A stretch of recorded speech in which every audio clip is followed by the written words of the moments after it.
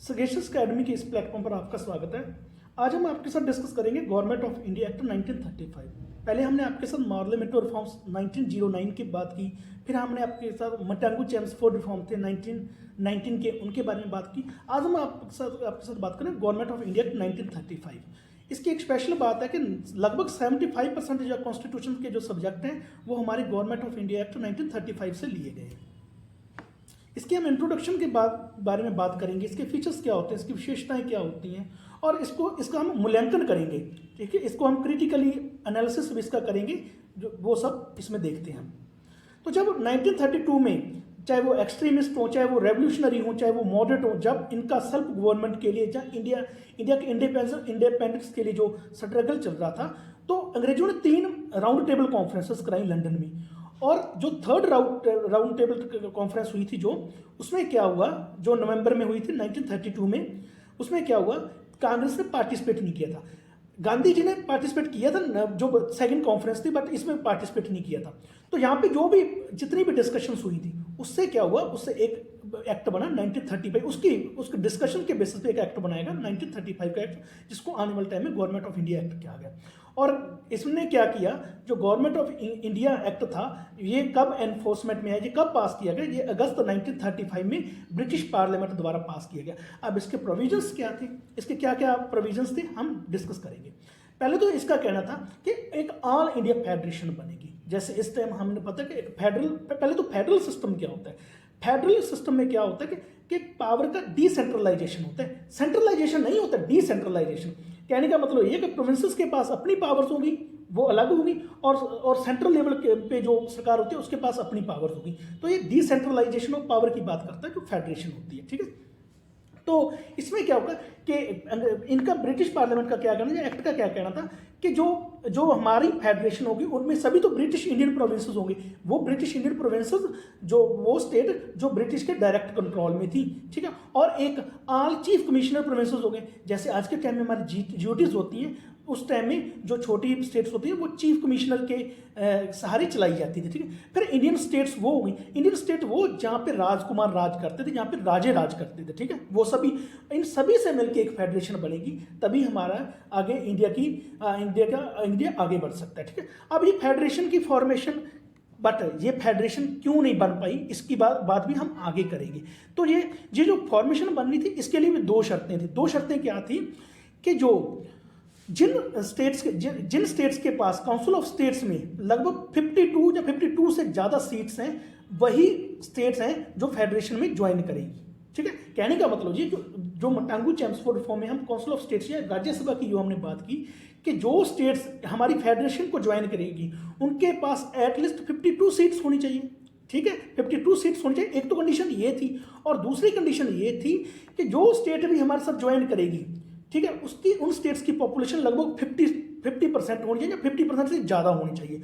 अगर 50% से ज़्यादा होनी चाहिए, मतलब टोटल जितनी भी सारी स्टेट्स की जितनी पॉपुलेशन है उसका 50% से ज़्यादा होनी चाहिए, तभी ये फेडरेशन बनेगी। आपको पता था कि ये पॉसिबल नहीं था उस टाइम में।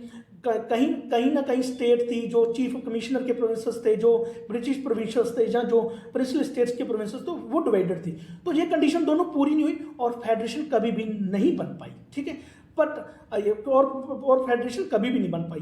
तो इसका मतलब क्या हुआ, अब जो सेंट्रल गवर्नमेंट अब जो हमारे यहाँ पे एक्ट लागू करेगी, वो किसके तहत चलेगी, वो इसके तहत चलेगी, वो मटांगू चेम्सफोर्ड 1919 का जो एक्ट है उसके तहत सारे ही गवर्नमेंट को चलाया जाएगा। ठीक है, 1946 तक वो 1919 के एक्ट पर ही चलेगी। फिर अब हम बात करेंगे फेडरल लेवल पे एग्जीक्यूटिव कैसा होगा, कार्यपालिका फेडरल लेवल पे, सेंट्रल लेवल पे कैसे होगी। ठीक है, गवर्नर जनरल कॉन्स्टिट्यूशन का पिवोट होगा, गवर्नर जनरल मेन पर्सन होगा कॉन्स्टिट्यूशन में। ठीक है, और सब्जेक्ट्स क्या होंगे, सब्जेक्ट 2 तरह के होंगे, एक तो रिजर्व सब्जेक्ट होंगे, रिजर्व सब्जेक्ट, ठीक है, और एक ट्रांसफर सब्जेक्ट होंगे। अब रिजर्व सब्जेक्ट्स कौन से होंगे, जो रिजर्व सब्जेक्ट्स में होंगे, फॉरेन अफेयर्स होंगे, उसमें डिफेंस के होंगे, ट्राइबल एरियाज के होंगे, और एक्लीजियास्टिकल अफेयर्स होंगे, जो चर्च से रिलेटेड होते हैं। एक्लीजियास्टिकल अफेयर्स जो होते हैं ये चर्च से रिलेटेड होंगे।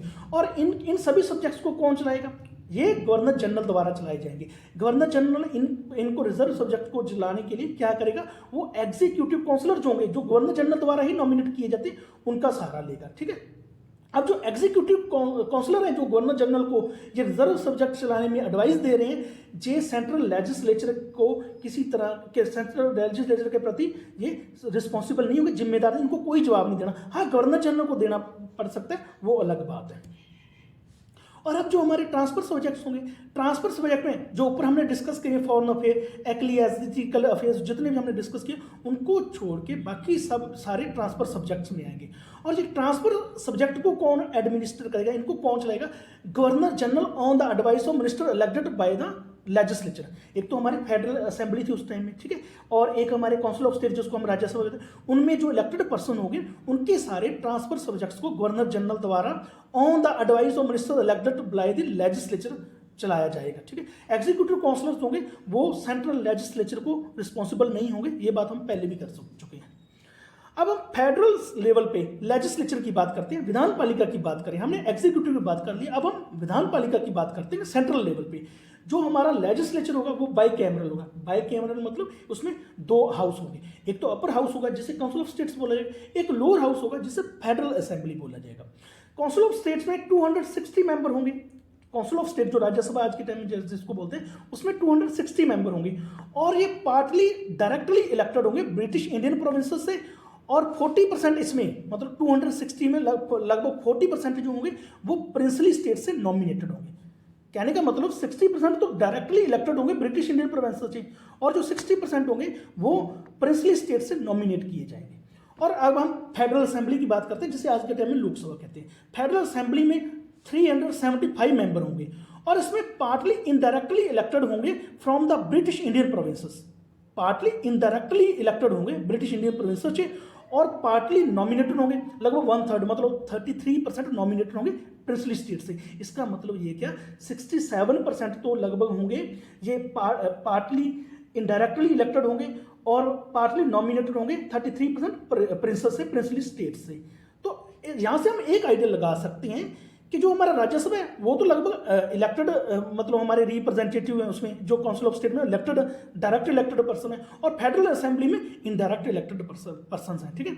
और काउंसिल ऑफ स्टेट्स थी जो वो परमानेंट बॉडी थी और 1/3 मेंबर हर बार रिटायर होंगे। आज भी ये परमानेंट बॉडी है राज्यसभा हमारी, और 1/3 पर्सन इसमें हर साल रिटायर हो जाते थे। और इसकी जो फेडरल असेंबली थी इसकी कितनी थी, इसका टेन्योर कितना था, इसका टेन्योर 5 ईयर था, आज की तरह ही 5 साल था इसका, ठीक है।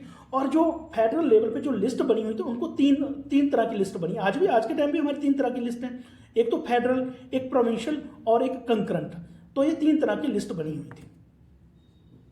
जो फेडरल असेंबली के जो मेंबर थे, मतलब जो लोकसभा के मेंबर थे, वो नॉन कॉन्फिडेंस लेकर आ सकते थे मिनिस्टर के अगेंस्ट। आपको यहाँ पे एक बात ध्यान रखनी है, वो जो मिनिस्टर हैं जो गवर्नर जनरल को जो ट्रांसफर सब्जेक्ट चलाने में सहायता करते हैं, सिर्फ उन्हीं के अगेंस्ट ला सकते थे वोट ऑफ नो कॉन्फिडेंस का, ठीक है। वो एग्जीक्यूटिव काउंसलर्स जो रिजर्व सब्जेक्ट को चलाने में गवर्नर जनरल की हेल्प कर रहे हैं उनके अगेंस्ट नहीं ला सकते थे, ठीक। और काउंसिल ऑफ स्टेट थी वो कोई भी नॉन कॉन्फिडेंस मोशन नहीं लेके आ सकती थी, ठीक है। अब जो सिस्टम ऑफ रिलीजन बेस्ड तो क्लास बेस्ड इलेक्टोरेट था उसको फर्दर एक्सटेंड किया गया। मैंने आपको बताया था कि मॉर्ले-मिंटो रिफॉर्म में सबसे पहले मुस्लिम को सेपरेट इलेक्टोरेट प्रोवाइड किया गया था, और मोटांगू-चेम्सफोर्ड रिफॉर्म में उनको और ज़्यादा मजबूत किया गया। और इसमें भी अगर हम 1935 के एक्ट की बात करें, इसमें भी जो सेपरेट इलेक्टोरेट वाला रिलीजन बेस पे और क्लास बेस पे सेपरेट इलेक्टोरेट की बात थी उसको और फर्दर एक्सटेंड किया गया। और जो अब भी जो बजट था वो 80% जो बजट था नॉन वोटेबल था। इसका मतलब कि 20% जो बजट के सब्जेक्ट होते थे आप उस पर वोट कर सकते थे, बट 80% जो बजट था वो नॉन वोटेबल, उन पर कोई वोट नहीं किया जा सकता था। गवर्नर जनरल के पास रेजिडरी पावर होती थी, ठीक है। रेजिडरी पावर का यहाँ पे ये जैसे 3 लिस्ट थी, फेडरल, स्टेट और कंकरेंट लिस्ट। तो यहाँ पे जो बाकी जितने भी सब्जेक्ट बच गए, इन तीनों लिस्ट में जो सब्जेक्ट नहीं आते तो वो रेजिडरी पावर किसी के पास होती थी, वो गवर्नर जनरल के पास होती थी, ठीक है। और गवर्नर जनरल के पास और क्या पावर होती थी, वो ग्रांट्स में जो कट किए गए हैं लेजिस्लेचर द्वारा उनको रिस्टोर कर सकता था। मतलब लेजिस्लेचर के किसी डिसीजन को ग्रांट के बारे में वो रिस्टोर कर सकता था, वो दोबारा स्टेटस को बना के रख सकता था। और जो लेजिस्लेचर के द्वारा जिन बिल को रिजेक्ट किया गया लेजिस्लेचर के द्वारा, उनको दोबारा फिर सर्टिफाई कर सकता है गवर्नर जनरल, ठीक है। और वो अध्यादेश भी जारी करता जब दोनों हाउस अगर वो सेशन में नहीं होते तो वो कोई अध्यादेश लाके, कोई ऑर्डिनेंस लाके, कोई रूल रेगुलेशन लेके आ सकता था, ठीक है। और अपनी वीटो पावर भी एक्सरसाइज कर सकता है। अगर कोई लेजिस्लेचर को बिल लेके आया तो उसको रोक सकता था, उसको स्टॉप कर सकता था गवर्नर जनरल। यहाँ से एक बात क्लियर होती है कि गवर्नर जनरल के पास काफ़ी पावर फिर भी थी 1935 एक्ट के मामले में भी। अब हम प्रोविंसेस की बात करेंगे, हम स्टेट्स की बात करेंगे। पहले तो हमने सेंटर की बात की, सेंटर में हमने बात की एग्जीक्यूटिव की, सेंटर में हमने बात की लेजिस्लेचर की। अब हम यहाँ पे प्रोविंसेस की बात करेंगे, प्रोविंसेस में हम एग्जीक्यूटिव की बात करेंगे, प्रोविंसेस में हम लेजिस्लेचर की बात। प्रोविंशियल को बहुत ज़्यादा इन्होंने ऑटोनॉमी प्रोवाइड की, ठीक है। मतलब प्रोविंसेस फ्री है जो करना चाहते हैं, ठीक है। वो कैसे कैसे किया इन्होंने, हम आपके इसमें डिस्कस करते हैं। प्रोविंशियल ऑटोनॉमी को रिप्लेस किया गया डायरकी से। मैंने आपको बताया था कि मोटांगू चेम्सफोर्ड रिफॉर्म के तहत डायरकी इंट्रोड्यूस की गई थी अंग्रेजों द्वारा, ठीक है। बट यहाँ पे प्रोविंशियल को ऑटोनॉमी दी गई कि आपके यहाँ पे द्वैत शासन हम खत्म करते हैं, आप अब आपके पास पूरी ऑटोनॉमी है अपने सब्जेक्ट्स को लेकर। और प्रोविंसेस थे जो, उनको एक ऑटोनॉमी प्रोवाइड की और उनको एक सेपरेट लीगल आइडेंटिटी बनाया गया, ठीक है। अब प्रोविंसेस थे जो, प्रोविंसेस पहले मैंने आपको बताया था कि जब रिजर्व सब्जेक्ट्स की बात आती थी, जो सेक्रेटरी ऑफ स्टेट होता था, मोटांगू चेम्सफोर्ड रिफॉर्म की बात कर रहे हैं हम, जो सेक्रेटरी ऑफ स्टेट होता है, जो गवर्नर जनरल होता है, वो रिजर्व सब्जेक्ट में गवर्नर के साथ मिलकर इंटरफेयर कर सकते थे। बट अब प्रोविंसेस को फ्री कर दिया गया कि जितने भी अपने आपके खुद के जितने सब्जेक्ट हैं उनके साथ आप खुद ही डील करो, ठीक है, ठीक है। और प्रोविंसेस को क्या किया गया कि आपके पास लीगल अथॉरिटी है, आप सीधे ब्रिटिश क्राउन की सहायता से चलाए जाओगे, आप गवर्नर जनरल या सेक्रेटरी ऑफ स्टेट की सहायता से नहीं चलाए जाओगे। आपके पास सीधी पावर है, आपको कौन ड्राइव कर, आपकी जो पावर जो आपको आ रही है वो ब्रिटिश क्राउन मतलब ब्रिटिश राजा के से सीधी आ रही है आपके पास पावर, ठीक है। और प्रोविंसेस को इंडिपेंडेंट फाइनेंशियल पावर्स प्रोवाइड की गई। प्रोविंशियल आप कोई मनी खरीदना चाहते थे, वो अपनी सिक्योरिटी पे कोई भी मनी खरीद सकते थे उस टाइम में, ठीक है। प्रोविंशियल को अलाउ किया गया कि आप स्टेट्स को अलाउ किया गया, स्टेट गवर्नमेंट को, कि आप अपनी सिक्योरिटी रख के कुछ भी आप मनी बोरो कर सकते हो अगर आपके कहीं फाइनेंशियल क्राइसिस आता है, ठीक है। तो कहने का मतलब यहाँ पे ये हो जाता है कि अब ब्रिटिश क्राउन सीधे ही प्रोविंसेस को देख रहा है, उसको गवर्नर जनरल की प्रोविंसेस को या सेक्रेटरी ऑफ स्टेट की सहायता लेने की कोई जरूरत नहीं, या उनकी रिकमेंडेशन मानने की कोई जरूरत नहीं है, ठीक? सीधा अब ब्रिटिश क्राउन हमारे प्रोविंसेस को देख रहा था। अब हम प्रोविंशियल लेवल पे एग्जीक्यूटिव की बात करेंगे। प्रोविंशियल लेवल पे एग्जीक्यूटिव कैसा था? गवर्नर था जो ब्रिटिश क्राउन का यहाँ पे नॉमिनी था, गवर्नर को नॉमिनी बनाया गया, ठीक है।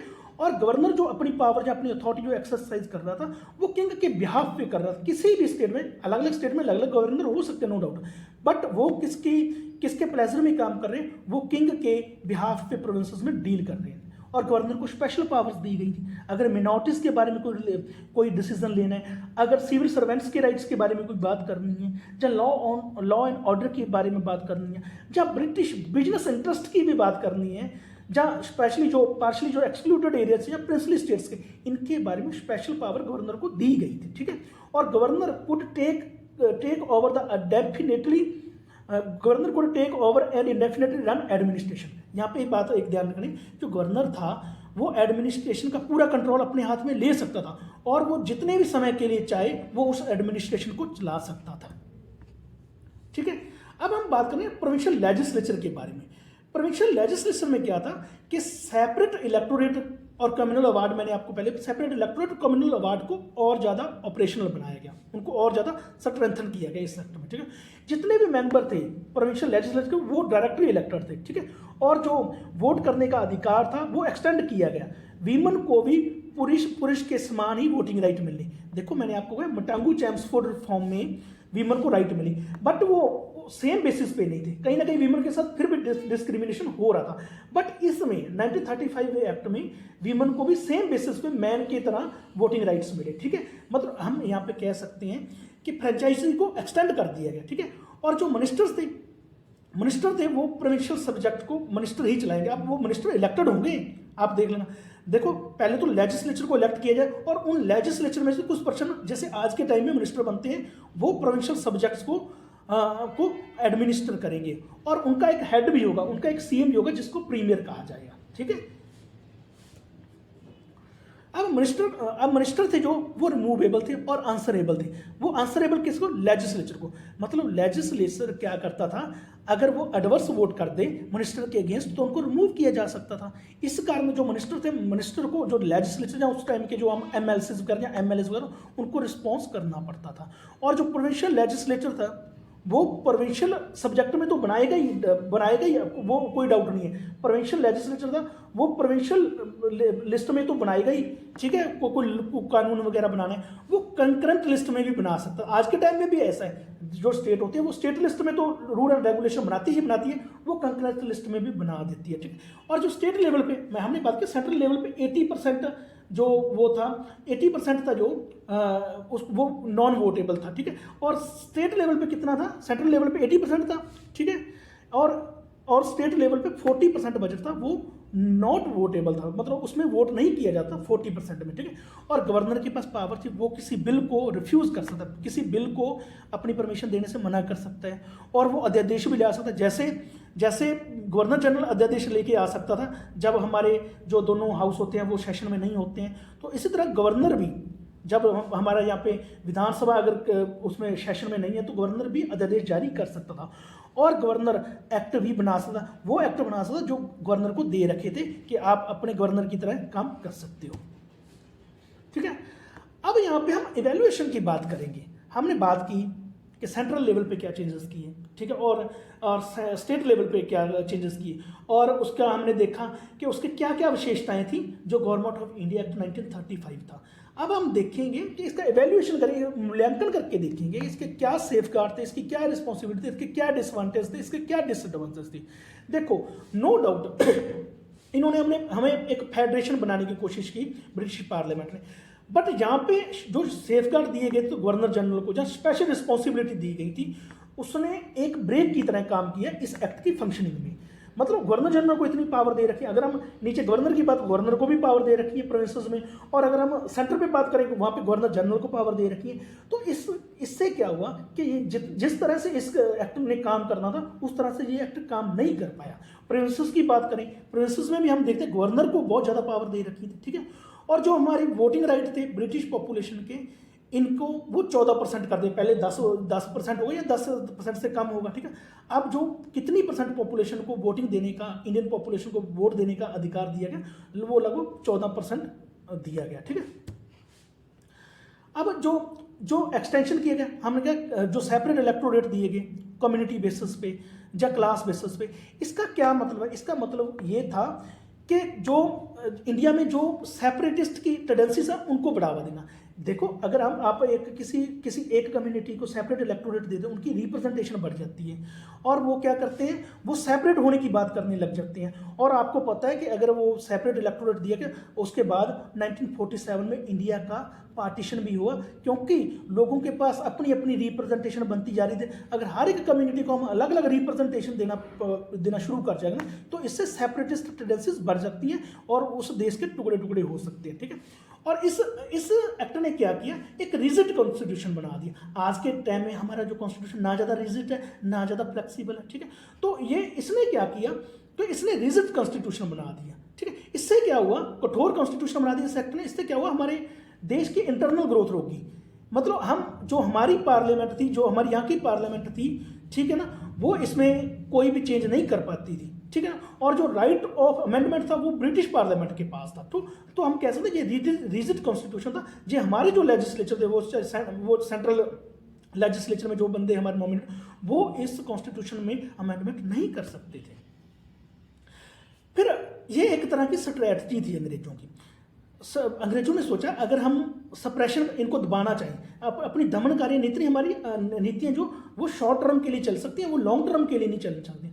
तो लॉन्ग टर्म के लिए क्या करना पड़ेगा हमें, जो लार्ज सेगमेंट है नेशनल मूवमेंट के जो लोग हैं, नेशनल मूवमेंट को वीक करने के लिए हमें लोगों को अपने कॉलोनियल कॉन्स्टिट्यूशनल और एडमिनिस्ट्रेटिव स्ट्रक्चर में लेना पड़ेगा। उनको कोई ना कोई पावर देनी पड़ेगी ताकि वो हमारे साथ मिलकर चले। हाँ, शॉर्ट टर्म में हम अपनी दमनकारी नीतियों से लोगों को रोक सकते हैं, बट लॉन्ग टर्म में अगर हमें नेशनल मूवमेंट को भी करना है तो हमें इन लोगों को अपने एडमिनिस्ट्रेटिव स्ट्रक्चर में लेना पड़ेगा, ठीक है। और रिफॉर्म थे जो जो पॉलिटिकल स्टैंडिंग थी कॉन्स्टिट्यूशनल लिबरल्स की या मॉडरेट्स की। देखो जब सिविल डिसऑर्डरेंस मूवमेंट चली, शून्य अवज्ञा आंदोलन चला, तो जितने भी ये मॉडरेट्स थे, गर्म दल के नेता थे या कॉन्स्टिट्यूशनल लिबरल्स थे, इनको इनको जो पब्लिक का जो सपोर्ट थी वो खत्म हो चुकी थी। अब इनकी पॉलिटिकल स्टैंडिंग को बढ़ाने के लिए ये रिफॉर्म जरूरी हो जाते थे। ठीक है, और क्या था, पहले तो शुरू में तो रिपरेशन जरूरी था, बट अब के टाइम में अगर कांग्रेस पर्सन्स को कन्विंस करना है, कांग्रेस पर्सन को कन्विंस करना है, जहाँ कांग्रेस पर्सन को ऐसा लग रहा है कि जो हमारा जो लीगल स्ट्रगल पहले चल रहा था वो इनइफेक्टिव था, ठीक है, तो कांग्रेस मैन को अपने साथ लेके चलना अंग्रेजों का एक वो तरीका बन गया था। ठीक है, अब जब कांग्रेस मैन को इस एक्ट के तहत कई तरह की पावर दे दी जाएंगी, जब कांग्रेस मैन को कई तरह की पावर दी जाती है, जब उनको इसकी लालच पड़ जाती है पावर की, वो दोबारा अपनी पॉलिटिक्स ऑफ सेक्रीफाइस में नहीं जाएंगे। ठीक है, तो इससे क्या हुआ कि लोगों को प्लेकेट करना भी इनका एक काम था, लोगों को पैसिफाई करना भी इस एक्ट का एक काम था। अब प्रोविंशियल ऑटोनॉमी की बात करें, प्रोविंशियल ऑटोनॉमी का या देखो इस एक्ट में प्रोविंशियल ऑटोनॉमी दी गई, प्रोविंशियल्स को अपने बिहाफ पे काम करने का उनको परमिशन दी गई। आप जैसे अपने प्रोविंशियल में एक्ट में वो प्रोविंशियल सब्जेक्ट पे आप कोई बनाना चाहते हैं रूल रेगुलेशन, जहाँ आप कंकरेंट लिस्ट में बनाना आप बना लो। ठीक है, आप डायरेक्टली जो आप किसके अंडर काम कर रहे हैं, ब्रिटिश क्राउन के अंडर काम कर रहे हैं। अब इससे क्या था, ये अंग्रेज ऐसे सोच रहे थे कि ये जो कांग्रेस के लीडर हैं वो स्टेट लेवल पे बहुत ज़्यादा मजबूत हो जाएंगे, जो सेंट्रल लेवल की कांग्रेस है वो वीक हो जाएगी। आज भी अगर हम देखते हैं कि जो सेंटर पे जो भी पर्सन होते हैं बड़े बड़े, वो अपने नीचे वाले कोई वो होते हैं जो स्टेट लेवल पे जो उनके लीडर काम कर रहे होते हैं उनको मजबूत नहीं होने देते हैं। तो प्रोविंशियल ऑटोनॉमी प्रोवाइड करके अंग्रेजों ने ये सिद्ध कर दिया कि ये प्रोविंसेस लेवल पे जो कांग्रेस के पर्सन काम कर रहे हैं, लीडर काम कर रहे हैं, उनको मजबूत कर दे, उनके पास एक्सटेंशन, उनको ज़्यादा पावर्स प्रोवाइड कर दी। इससे क्या हुआ, सेंट्रल लेवल की जो इनकी लीडरशिप थी कांग्रेस की वो वीक होगी, और इससे मतलब कांग्रेस की जो पावर का डिसेंट्रलाइजेशन कर दिया गया ताकि ये दोबारा सिर ना उठा सकें। अब जो रिफॉर्म्स थे कांग्रेस में, जो राइट विंग के लोग थे उनको अंग्रेजों के प्रति बहुत निराशा थी ऑलरेडी। ठीक है, 1932 से पहले वो चाहते थे कि कोई ना कोई रिफॉर्म आए जिससे हम अंग्रेजों के साथ मिलके चलें, जहाँ अब हम सेल्फ गवर्नमेंट की बात करें।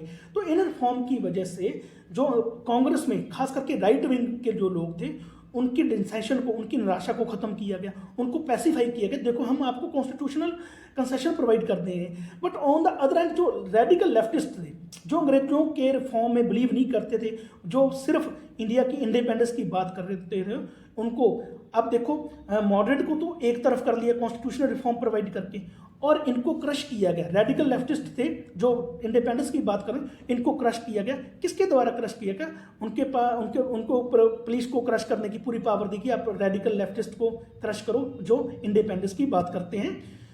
ठीक है, तो ये हमने यहाँ पे बात की इंडियन गवर्नमेंट एक्ट 1935। ठीक है, thanks for being with us.